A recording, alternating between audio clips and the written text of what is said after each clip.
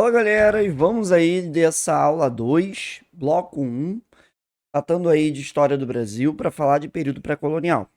Eu dei uma mexida bem forte nessa aula, essa aula era uma aula bem curta e eu fui buscar informações para complementar algumas observações interessantes sobre o período. Eu acho que vale a pena sempre a gente estar estudando, né?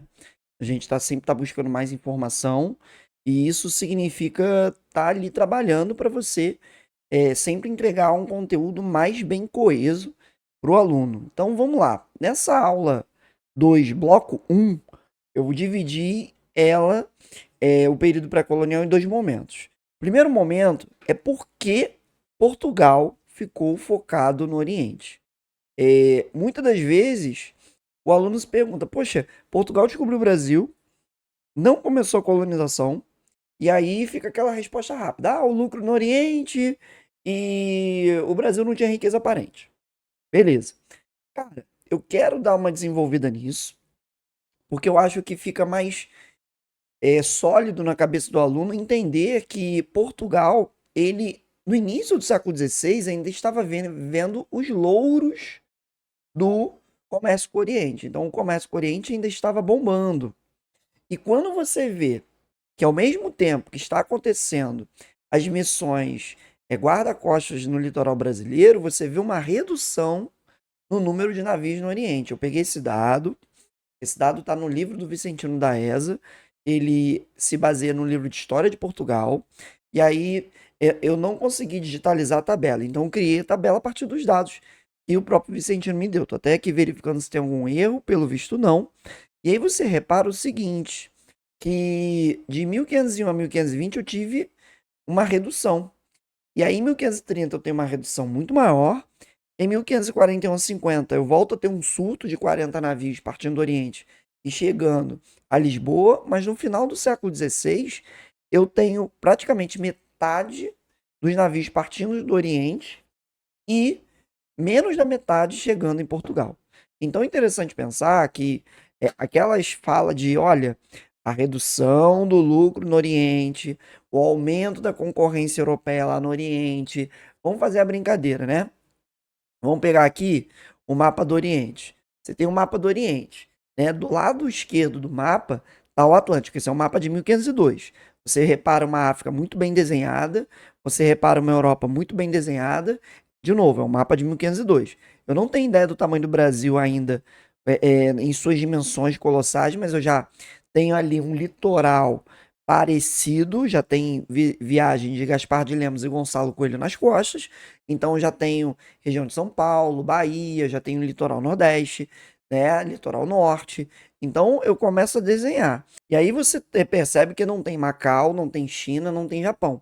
E aí o que eu identifiquei é que você tem a chegada dos portugueses em Macau, então 1516, e aí vai demorar algumas décadas para eles começarem a negociar, e Cipango, que seria o Japão, em 1542. E aí é importante entender que até a metade, praticamente, do século XVI, os portugueses estavam indo para o Oriente. É perceptível ver isso. Né? E isso vai decaindo, decaindo. Você vai tendo uma ameaça, obviamente, ao território brasileiro, que a gente vai comentar daqui a pouco, né? Com piratas franceses. Então é importante a gente pensar que o Oriente ainda era lucrativo. O Oriente ainda era muito, muito, muito interessante. E aí vale a pena pensar também, quando estava lendo o Vicentino da Eza, estava relendo, estudando, papirando, e aí você tem a figura do Dom Francisco de Almeida, que eu joguei a campanha desse cara, é, não tinha identificado o nome dele no Vicentino, no Cotrim, mas eu queria comentar que ele é o cara que é o primeiro vice-rei da Índia, no Vicentino da Eza aparece, né, que ele é o primeiro vice-rei da Índia, ele governou de 1505 a 1509. A própria imagem que eu coloquei ali, ó, governador da Índia com M, Dom Francisco de Almeida. Você consegue ler ano 1505 a 1509, tá em português. O vice-rei Dom Francisco de Almeida, o primeiro que passou a este estado com o dito título depois do descobrimento da Índia. Chegou a ela no ano de 1505, governou até 18 de novembro de 1509. Então tá bem descrito, tem colocando aí, tá aparecendo agora, a imagem da campanha do Age of Empires 2 que você joga com o Dom Francisco de Almeida. Você passa pelas grandes navegações portuguesas. É muito interessante. Você vai vendo os vários líderes de Portugal e que tiveram um papel fundamental para poder as grandes navegações acontecerem. Então é bem legal, bem maneiro. Você tem uma guerra, uma batalha de consolidação do território português, você tem uma batalha na África, você tem uma batalha no outro lado da África, na costa oriental. Então, o Age of Empires 2 ele mostra várias batalhas para a construção dessa rota. É muito legal, muito maneiro. E os portugueses chegaram, dominaram Goa na Índia em 1510, dominaram Malaca, que hoje seria as Filipinas, em 1511, criaram o Conselho das Índias em 1519, chegaram ao Japão e começaram a negociar com os japoneses. Tanto é que a série Shogun, eu assisti a primeira temporada, maneira, show de bola, mostra jesuítas portugueses, mostra os portugueses fazendo negócio, mostra os portugueses escondendo o negócio que eles tinham com a China e fazendo negócio também com o Japão.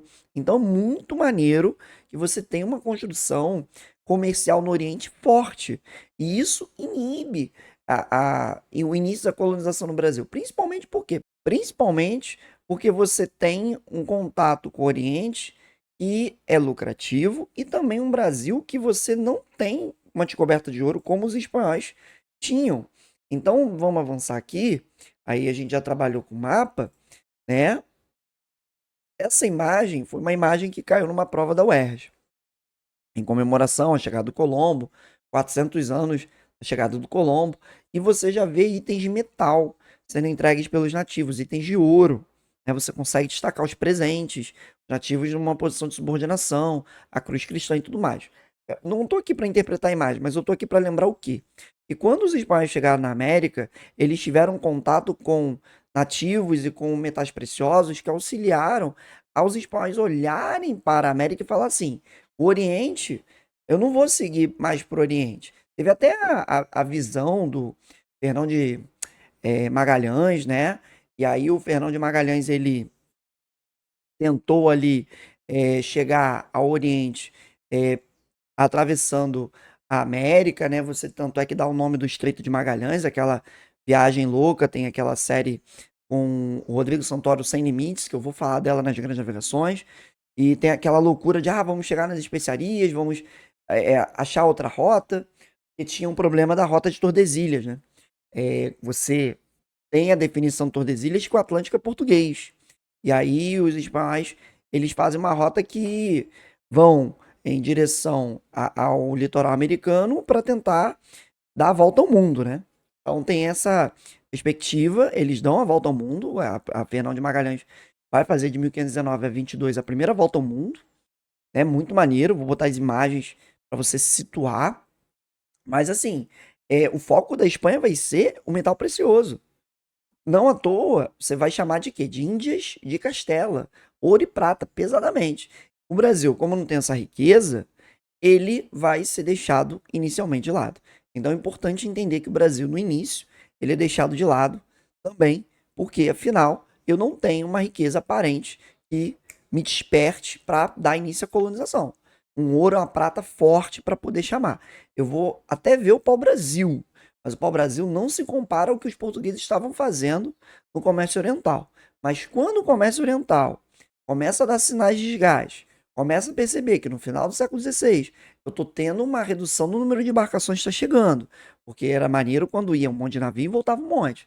Aí quando, no final do 16, eu envio 40 navios, eu envio 40 não, partem do Oriente 40, e só volta 23, quando o negócio fica caro demais, aí eu começo a olhar para o Brasil. Então é interessante pensar esse foco no Oriente de maneira muito desenvolvida para você entender por que, que o Brasil é deixado de lado. E lembrar, obviamente, que se ouro e prata tivesse sido encontrado no Brasil, na hora, Portugal teria deixado de lado o Oriente. Porque o ouro e prata seria atrativo demais para Portugal e assim Portugal focaria logo de cara aqui. Beleza? Tranquilo? Então daqui a pouco a gente vem pro bloco 2. Espero que vocês tenham gostado. Até daqui a pouco.